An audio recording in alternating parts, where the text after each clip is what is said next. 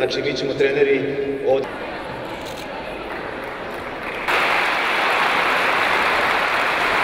Ali, pre svega i Marine. Dakle, jedan veliki aplauz za našu Marinu.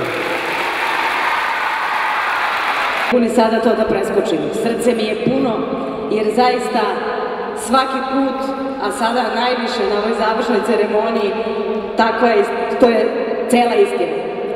Trenutni osjećaj, i neću preterati, mogu da uporedim sa trenutkom osvajanja zlatne medalje u Budimpešti ili izlaska na terasu Gradske skupštine na doček. Ovo je velika pobeda ženske košarke, ženskog sporta, zdravog društva koje zna da ceni prave vrednosti. Naš osnovni cilj je da damo mogućnost devojčicama da uđu u svet košarke i da im bavljenje sportom postane navika.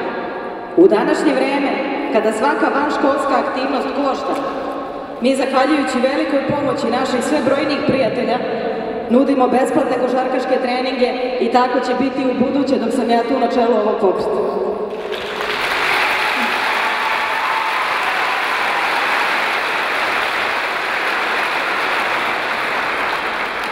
Mi jednostavno želimo da svako dete ostvari svoje pravo na igru, da ne bude limitirano finansijskim aspektom, a sa druge strane da više niko ne može da pronađe izgovor da ne šalje svoje dete da se bavi sportom.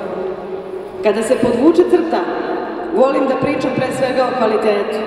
Naši treneri su izuzetno posvećeni i zato vas molim za jedan veliki aplauz za sve njih koji stoje ovdje. Želimo da naša ženska košarka ima koristi od ovog programa, kao i da naše društvo, zahvaljujući pokretu, dobija kvalitetne osobe.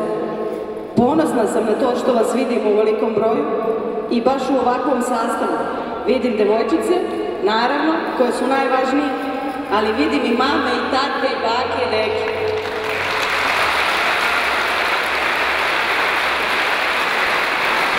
Svi zajedno ne smemo da zaboravimo da su srpske sportistkinje podjednako kao i sportisti osvajači velikih evropskih, svetskih i olimpijskih medalja. Ove devojčice u tom smislu imaju na koga da se ugledaju.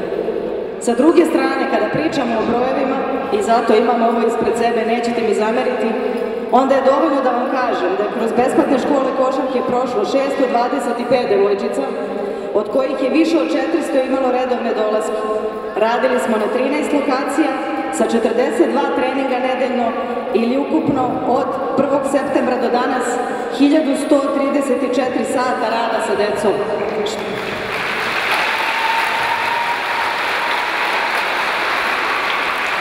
Što je podatak za veliki ponos.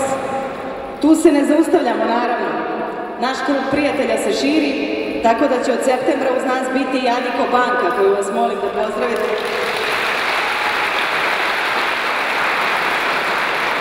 Radit ćemo na tome da u Srbiji što više devojčica dobije priliku da besplatno trenira košarku i da sam pokret u bliskoj budućnosti ima ukupno onoliko košarkašica koliko ih je bilo ukupno registrovano u Srbiji pre osvajanja zlatne medalje u Budimpešti.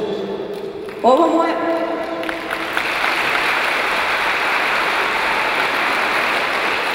moje obraćanje bilo bi nepotpuno bez jednog velikog hvala ili Suzani Kovačić, koji u operativnom smislu čine sve da vaša deca dobiju svu pažnju koja im pripada.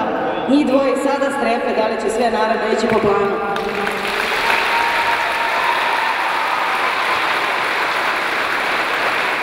A ja se iskreno nadam da će i oni, kao i svi vi i sva deca, da se maksimalno opuste uz naše drage i vrlo uspešne prijateljice, beogradski bend Frajle, koji su došli da vas iznenade večeras. Hvala vam svima još jednom i nastavljamo misiju još angažovanije. Marina, evo.